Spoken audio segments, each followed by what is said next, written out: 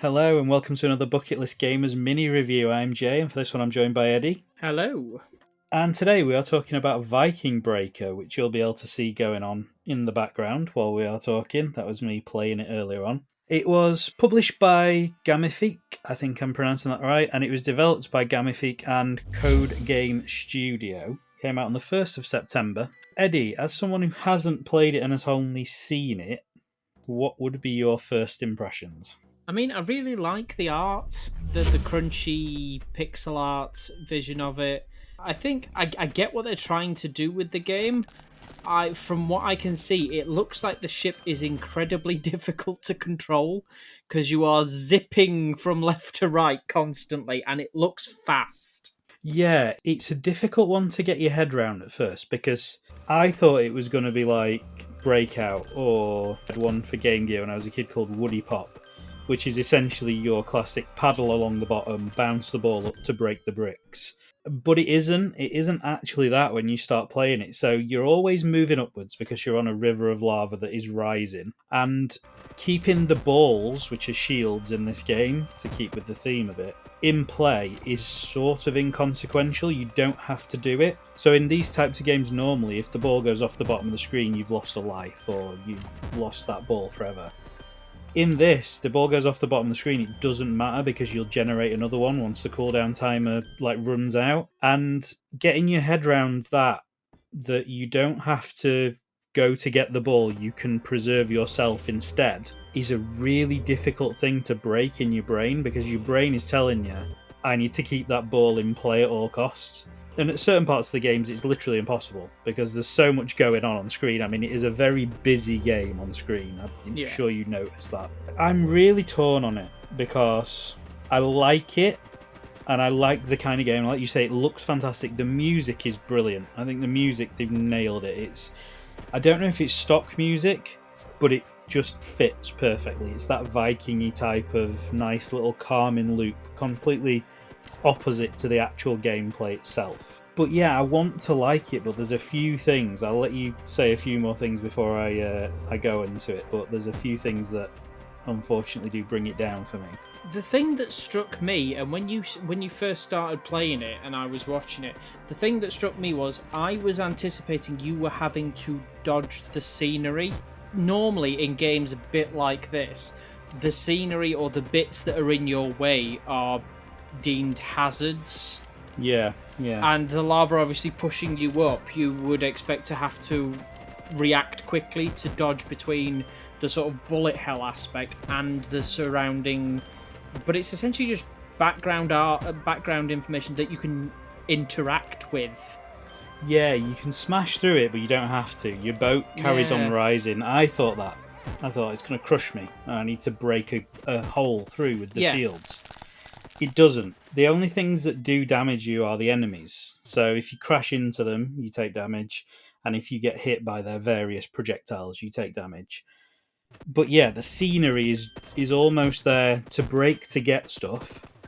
And for the enemies, some of the enemies don't fly, so they have to have a platform that they can be positioned on. And if you break it from under them, they'll fall into the lava. There is a lot going for it, but the menus don't work, which I'm sure people have noticed by now, which I thought might have been a me issue, but I did completely uninstall the game and reinstalled it, and they were still the same. At first I thought it was like an art style choice, and we're going with the Cody look.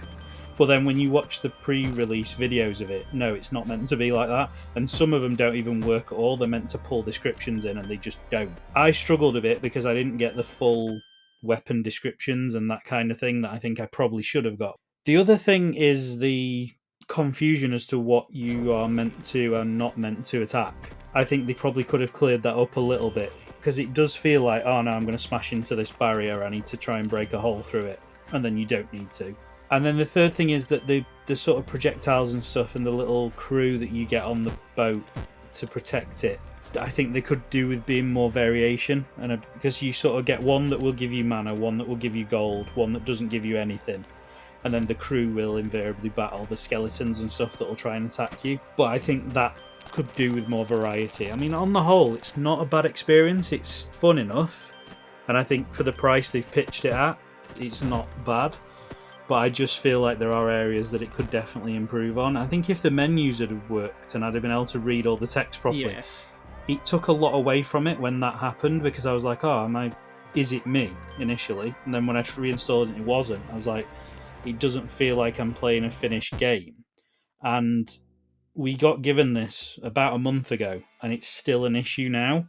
And somebody must have seen this at the development team, and it's just not been dealt with. So that was a bit of a disappointment. But other than that, yeah, it's not bad. I just feel like it could be a lot more than it is at the minute. Yeah, and I think that is the thing. They've got a lot of good stuff going for them. And yeah, it just a little bit of polish. And to fix some of the more glaring bugs would probably make it one of those games that you're like, I've got 15 minutes to spare. Do you know what? I'll just stick this on, see how far I can get in this. Exactly. I think it'd make a good mobile game, because you literally just swipe in left and right for the most part. There is this mechanic in it where you might have seen it by now. It took me a while to work it out. That you get like a cannon that you can fire at enemies, and it slows time down. But it just doesn't do any damage. Like, you have to hit each enemy 5, 6, 7 times, and you only get 4 shots before it's on like a timer, and it drains, and then you have to revive it again. And you just don't get enough shots to really do anything. I'd like that to have more impact, but then I suppose if it did, it would make things way easier as well. It's a bit of a double-edged sword. But I think you could do it on a mobile so easily. Turn your mobile sideward, swipe it left and right, and trigger the sort of... You don't even have to trigger the shields, to be fair. They're just on a cooldown timer as well, so when it hits it, it'll trigger the next one. It shows you them on the side of the ship, which I think is a nice sort of stylistic choice, because the Viking ships do have the shields usually, don't they, stuck down the side. So it shows you with the order in which your next shield is going to fire off, which is really cool.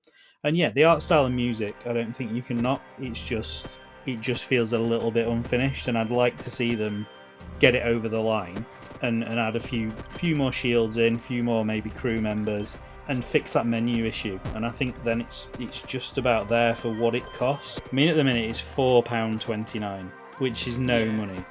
There is still like a playtest request on there, which makes me think they're not finished with it and they're going to add more stuff. It is really nice. I just think it needs that little bit of polish to it, and then it'll probably be a really fun game. So if you want to check it out, it is over on Steam, Viking Breaker. As I say, £4.29. Not really a lot of money if you've liked what you've seen. And I'm sure they're not finished with developing it yet. I don't know if you've any final thoughts, Eddie?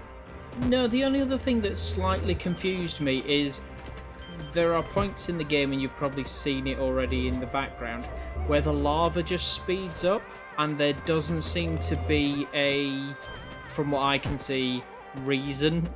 I think it's a little power-up. There is a little power-up that you can get. There's 2 power-ups in the game that I've seen. One gives you an almost unnecessarily small amount of health back if you collect that one. I think every time I collected it, I wasted more health trying to get it than I actually made back from collecting it. And the other one is like a 2-up arrow, and it speeds the lava up, so you fly past things. But it literally lasts about half a second. It's not long enough to make you feel like you've got anything from it. And I think, that could probably be elongated a bit to make it feel like you are actually getting something for the risk. Because the power-ups tend to be hovering over a really tough enemy.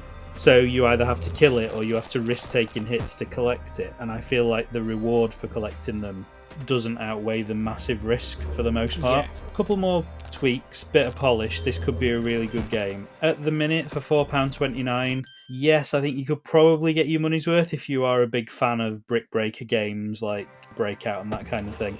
Or even Pong, if you're an old school Pong player. This is definitely an upgrade on that, so you may enjoy it for that. The link will be in the description for the Steam page, and if you want to go and check it out, please do. And thank you again to them for giving us a key to try it ourselves. But until the next one, I will say that's goodbye from me. That's goodbye from me.